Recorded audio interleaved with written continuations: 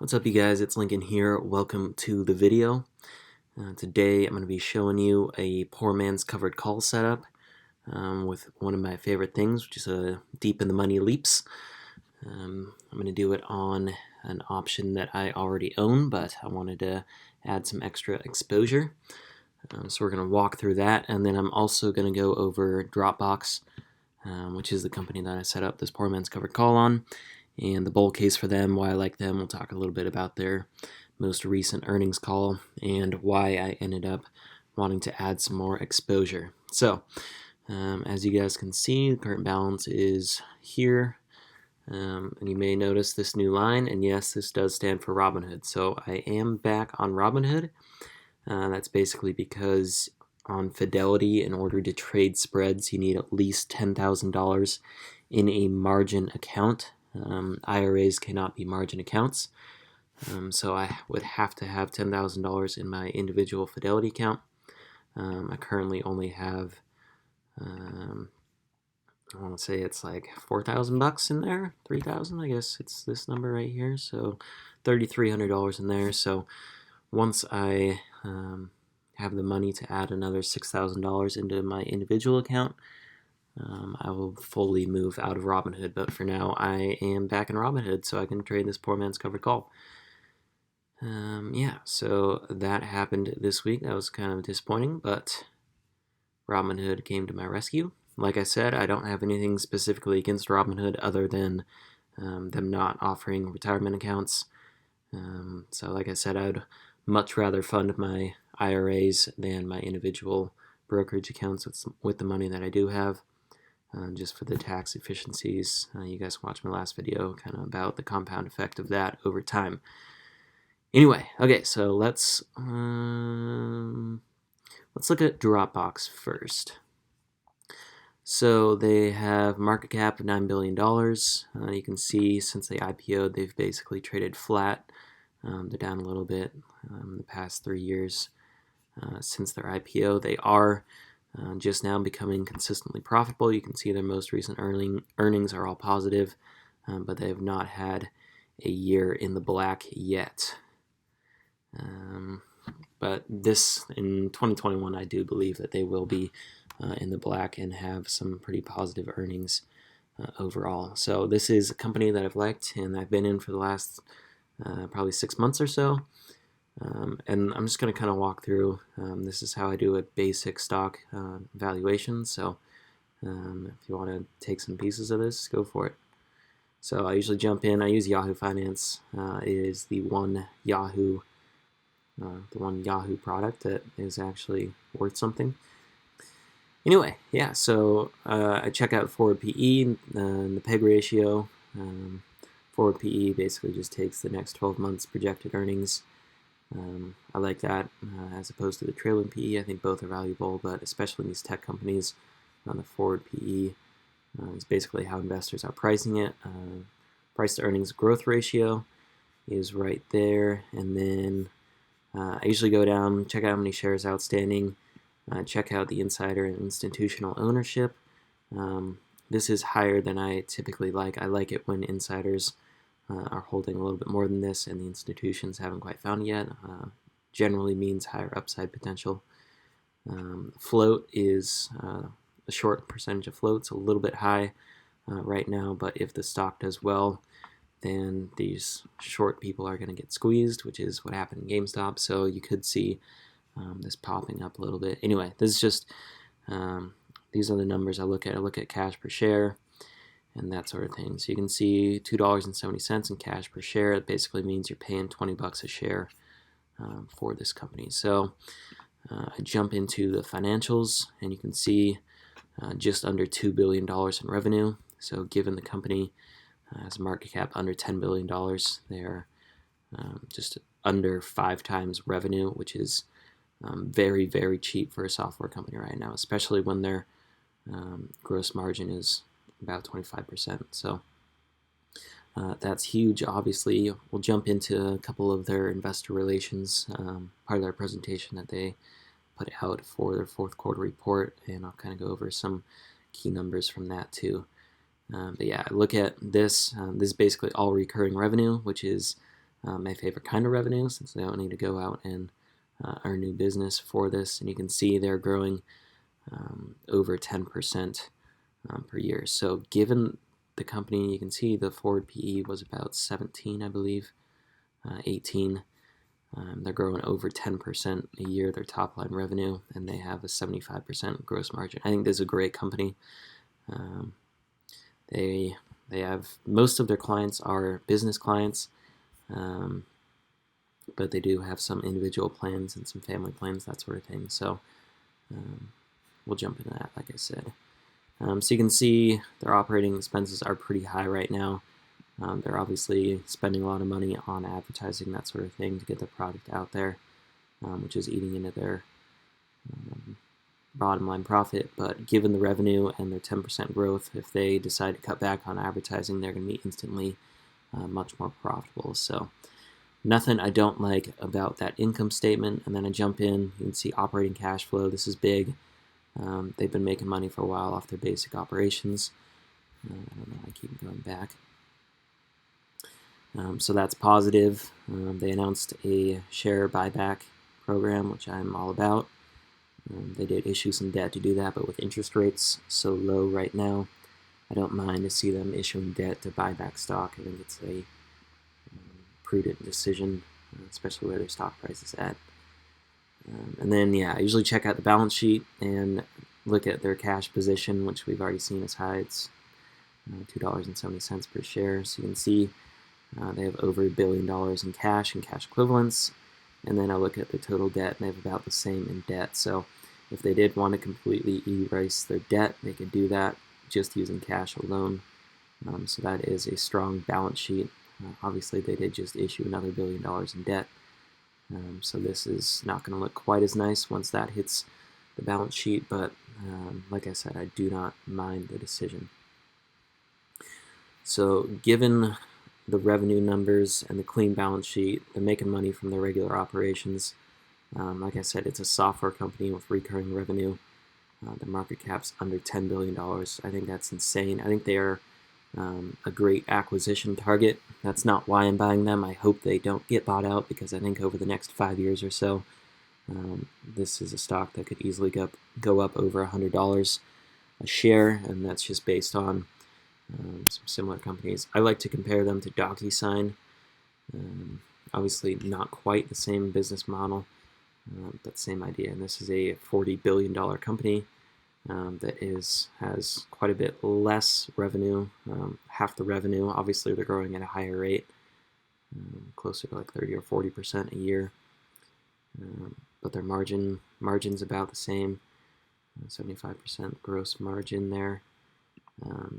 Their balance sheet, I don't think, is quite as clean. Anyway, I'm comparing Dropbox to DocuSign. Like I said, it's not a perfect comparison from a company, basically a business comparison, what they're doing. But if DocuSign is worth $45 billion, I think Dropbox owns HelloSign, which is one of DocuSign's biggest competitors. DocuSign has about 80% of the e-sign market, I believe, and I'm guessing HelloSign is closer to like 10%. So obviously, DocuSign is much, much bigger, but it is the same business. And given the integration that Dropbox has with some big players like Google and Slack and Workday and that sort of thing, I do think that there is a lot of potential there. So let's jump into a couple of their investor relations slides.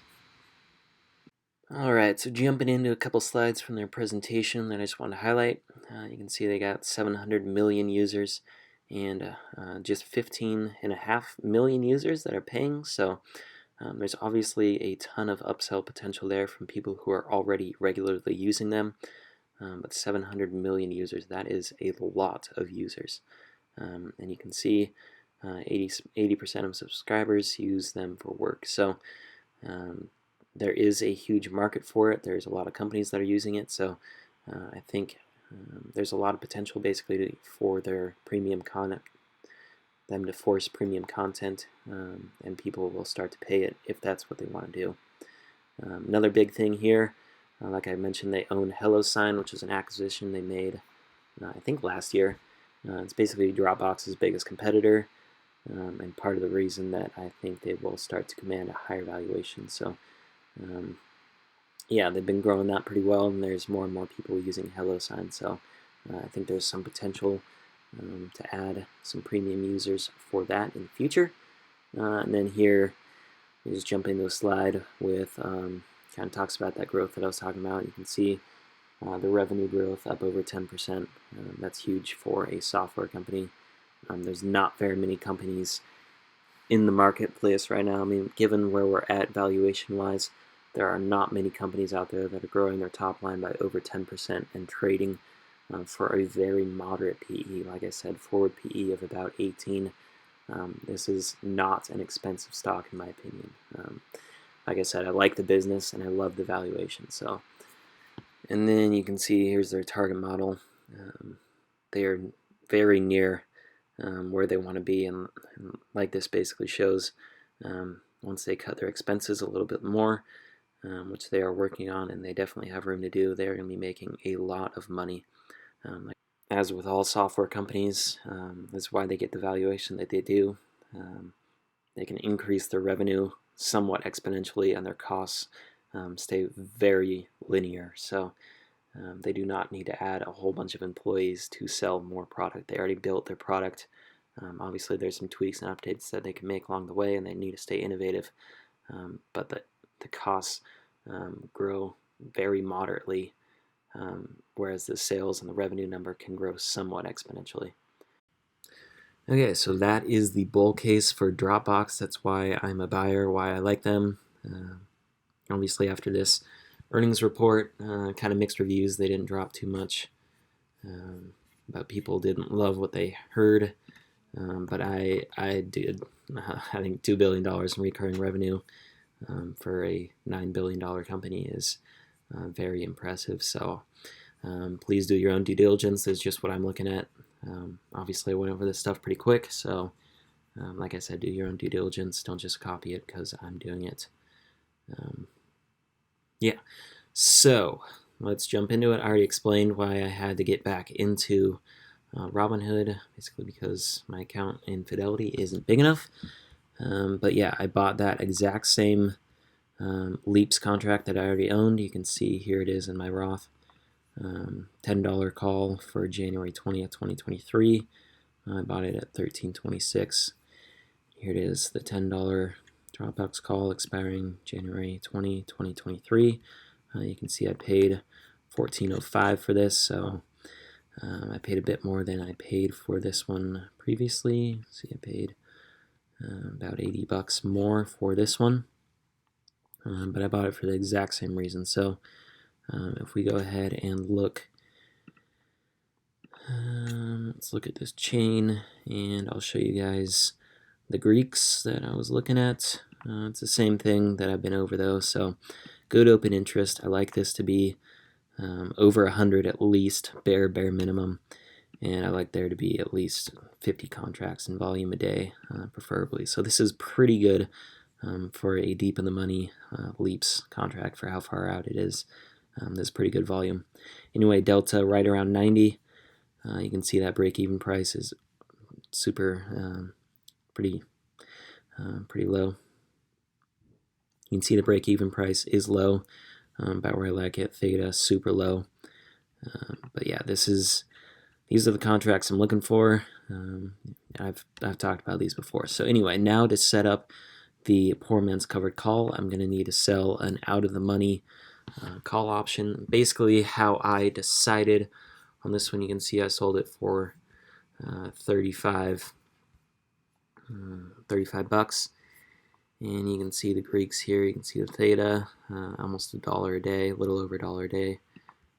Way out of the money, super low delta. So basically, when I am looking at selling these, I will look and see where Dropbox is traded. You can see I ended up on the $27 strike. Let's just go into the options chain. So first I'd pick, okay, what's my target? What price am I fine to let Dropbox go for? So if you see, I bought this contract for $13.70. It's a $10 strike, so $24.70 is my break-even price. So I want to sell this for at least $25. So I need to look above the $25 strike. If we look here, that's pretty high for Dropbox. It's been over 25 bucks a share only a few times, but I wanted to sell this way out of the money. Like I said, I'm super bullish on Dropbox, so I do not want to get this called away from me unless it makes a huge run. So I basically decided, yeah, let's look at this $27 strike. That is way out of the money. You can see, anyway, yeah, $27 strike, way out of the money. I don't know if it's ever been over $26 a share, so this is pretty safe. It would have to really take off, and given it just announced earnings, it's not likely to blow through that anytime soon. So at this point, I decided, yes, I'm going to sell the $27 strike. Now I need to figure out what expiration date I'm going to sell it for. So I could sell it a week out and collect 6 cents. That isn't too appetizing for me, so I decided to go at least a month out, and that's the one I ended up doing. You can see enough open interest, enough volume for me. Obviously the bid and ask, I sold this a few days ago, so the bid and ask isn't quite where it was, but hopefully me just talking out loud, going through my thought process, this gives you some idea of what I'm looking at. So basically what I'm trying to do is I'll find the stock price that I'm fine letting this go for. This is for when I'm selling covered calls. I'll find the strike price that I'm fine letting the stock go for, and then I'll basically find the nearest expiration date I can that offers a decent amount of premium. So this one happened to sell for about a month out. Let's see.